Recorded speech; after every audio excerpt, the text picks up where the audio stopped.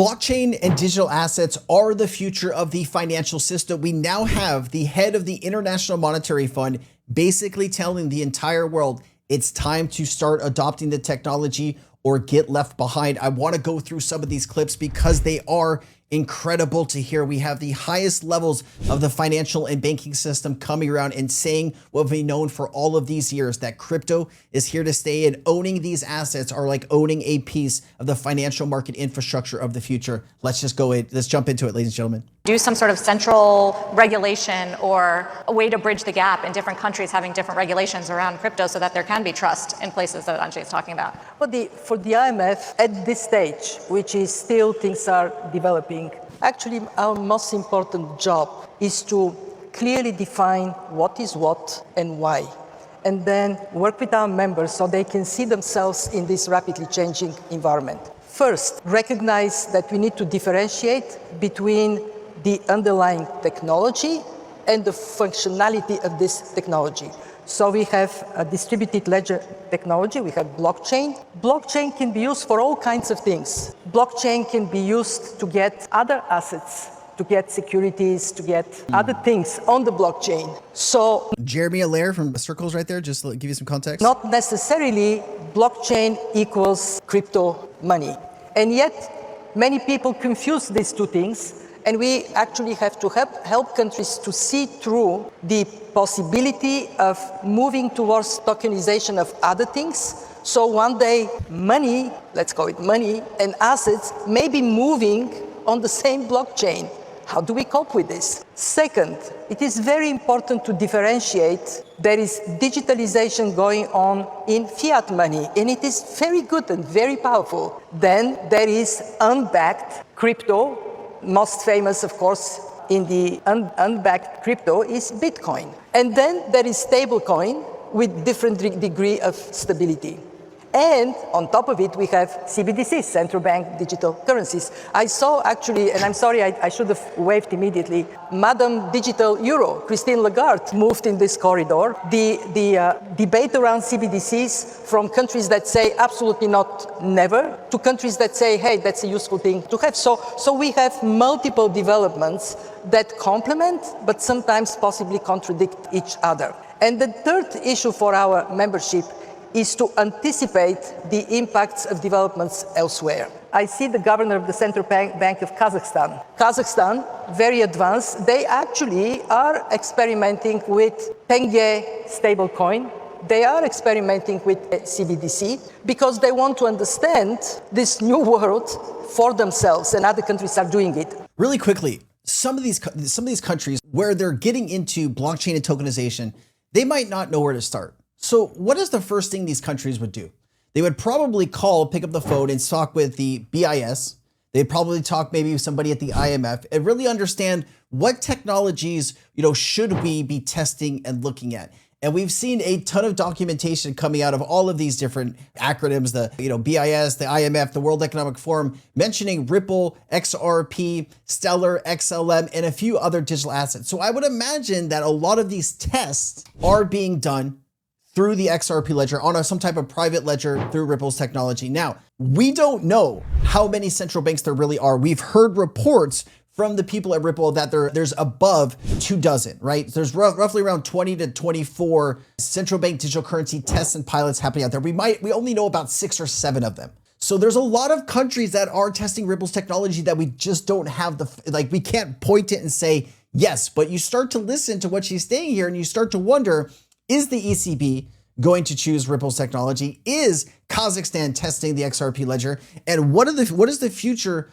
of this tokenization of assets going to look like over the next few years, right? The head of the IMF is telling you hey, I know you might not like CBDCs, but this technology is here to stay. And I know there's a lot of privacy concerns and I'll never use that and this and that. I get it, right? There's a lot of work that still needs to be done, but the digital form of money, you can agree, is the future here. So how can we make sure that we don't over-regulate and extinct that technology? How can we adopt that technology safely and integrate it into our current lives and financial systems? We know that US dollar-backed stablecoins are overwhelming. 97 30% of stablecoins today is US. So countries have to ask this question. What does it mean? Are we going to then have monetary policy paralysis because of currency substitution? What do we do? And then you hear very different opinions, from let's just ban this guy, to no, we are going to experiment, learn on our own, have something that is ours in that same universe and deploy it. And we as IMF, we need to help countries understand their choices, understand the risks, understand the opportunities. And frankly, when I talk about risks, we have to also concentrate on the risks that really matter. First, interconnectedness. Are we going to be in a fragmented world in which these things don't talk with each other, cannot operate across, and the regulatory environment is so messed up that we actually create more frictions? Second, currency substitution. And actually, to everybody here, remember that countries, even with fiat money, if they have weak fundamentals, often rely on somebody else's currency. In the Caribbean, 25% is dollar, not the national currency. Is this going to get worse, or is it actually worse? All right, so what she's talking about here is right now 97% of all stablecoins in the world are dollar backed.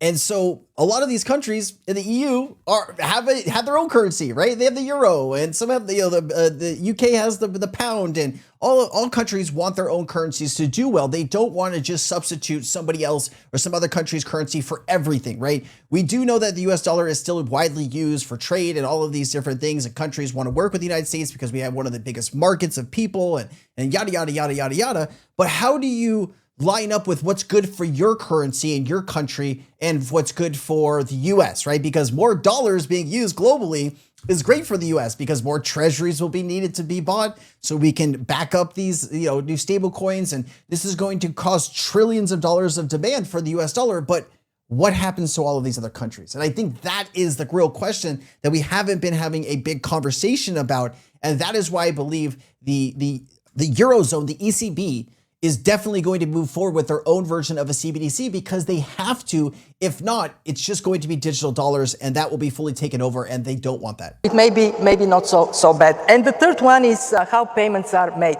Today, digital, let's call it crypto for simplicity, is to a high degree used for investment purpose. Like Bitcoin is an investment opportunity first and foremost. There is a little bit of use for payment, but that's not the main purpose. Yeah.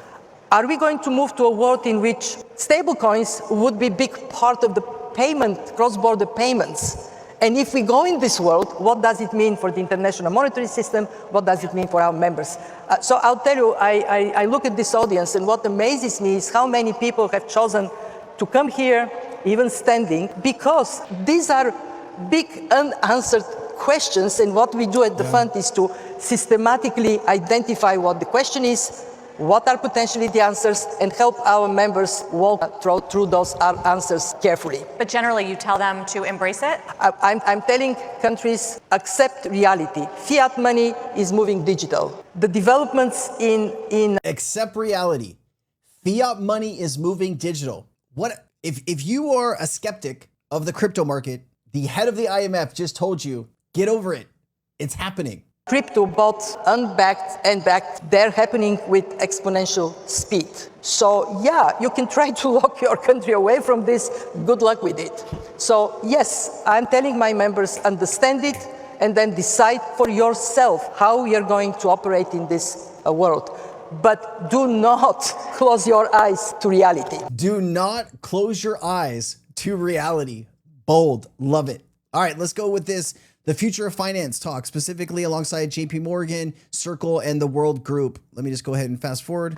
In this blockbuster headline panel with so many folks here to talk about crypto, I think it's the first time that it's really had top billing like this. So I'd love to introduce our distinguished panelists for this discussion. Umar Farouk is the co-head of global payments at JP Morgan. Durjan Chia is the managing director of the Malair. Jay Banga is the president. Everybody here, because I think everybody comes from a very different perspective. We've got the stable coins and the traditional old school banks and the central bankers and the IMF and the World Bank. So it's really great for us to talk about the future of finance, crypto, regulations, opportunities, risks. Managing Director Georgieva, is the future of finance crypto? The future of finance for sure is digital. We know that digitalization is moving very rapidly. We know from history that finance is very quick to take advantage of technology. Remember the telegraph comes, it impacts finance. Internet, it impacts finance. Now we have a technology, the technology that makes it possible to get blockchain to underpin finance, and I am convinced that we would see a bigger role in the future. I want to make 3 points. Why? All right, and the 3 points I had on the other video that she brought up here. Also, Governor of Denmark's National Bank says the digital euro is advancing, a key priority to interlinking fast payments across currencies. Let me go ahead and play this. And an important step here has been the instant payments regulation. Third, plans for the digital euro are advancing. The digital euro will also be an instant account-to-account payment solution. It will be based on central bank money, and the advantage there is that it will be rolled out across the euro area from the get-go. And that will be based on legal tender. Of course, we have our own currency in Denmark. We're not part of this. We follow those projects very closely and very interested. But that brings me to the fourth bullet here, which is something that we're very involved in, and that is interlinking fast payments across currencies. Interlinking fast payment across currencies. Right? You start to wonder, bridge asset, right? Stablecoins on the XRP ledger that could be interlinked or interchanged between anything on the XRP ledger? I don't know. A key project here for us is the TIPS cross-currency project, which I take any possibility I can to. TIPS is Target Instant Payment System. All right, I've shown this lots on the channel, lots of connections and third parties to Ripple and blah, blah, blah. But you can use XRP, Ripple's technology through TIPS. Stress this is a very promising project. What we do here is that we're settling instant payments on the TIPS platform, but within currencies currently.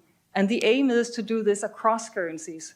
So we want to settle Danish instant payments into euro and back, also across Swedish kroner. So we want to go from multi-currency platform to a cross-currency platform. And the ambition is that once that is working, we also want to link other fast payment systems in non-EU currencies. A final point on stablecoins. Currently, a number of European banks are launching their own euro stablecoins. One advantage in is touted is cross-border payments for stablecoins. And I hope that I've made clear here with this chart that there are many other ways that we in Europe now are currently strengthening our cross-border payments and payments in general. Nevertheless, it might be that stablecoin technology does offer something that would be an advantage for European citizens in the future. That cannot be excluded. In any case, or in that case, it is important that technology and resilience is going to be what drives adoption.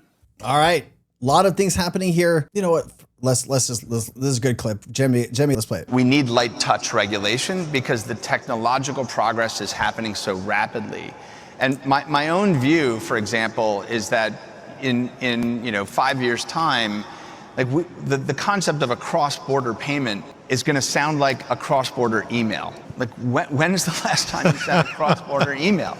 It doesn't even make sense. When all of these people had their SMS charges on their mobile phones in emerging markets, and then they all had WhatsApp and had free communications globally, they weren't asking anymore about data charges and their cell phone SMS. They didn't care what SMS was. It was gone. Yeah. And billions of people were communicating directly, freely. Yes. We're going through an exponential curve, and I think that the innovations are things that we haven't contemplated, and that's a good thing. That's actually a really good thing. I use the metaphor of mobile. We all remember for like 15 years, like everyone was trying to build the best mobile platform, and there was the Symbian phones, and there was the Palm Pilot, and there was the BlackBerry, and there was the Windows Phone, and they were all terrible. And like 100,000 people a year would get together in Barcelona and go to Mobile World Congress and say, we're inventing the future of this, that, mobile, and none of it worked. And there were billions and billions and billions of dollars from major communications companies, major device companies, and it all was terrible. And then you got a platform paradigm shift. You had a good operating system, iOS. You had good user experience modalities, and developers were given the freedom to innovate. They were given an open surface area where they could create things, and anyone could build an application. And if you remember the iPhone, the very first ad campaign was there's an app for that. And it was this recognition that invention is happening. And industries were revolutionized by that device and by that convergence of compounding technologies. We need forward-thinking people leading the way, and this is why Jeremy Allaire is invited to events like this, because he sees it clearly. We need a regulation, but we also need to allow the space for the technology to develop. We need a regulated sandbox that companies can build the evolution, the next financial infrastructure for the entire world. What is the next 50 to 100 years of technology going to look like? And I think that is what we are seeing unfold right now. Ethereum, XRP, XLM, all of these assets. Imagine what the true value of these assets is going to be worth once we get the entire world on scale using. Like, that's what you're talking about here. Stocks, bonds, lending, mortgages, personal loans, everything that you do in your daily life. When you go to the grocery store or you buy something online, is all going to be routed through some type of crypto infrastructure, blockchain, stablecoin, digital payment, whatever. Where is that going to take us? What is the true value? What is the true price of these assets once we get to this full scale, right? Because we're still just speculating, right? We're not there yet. All right, I'll see you next time.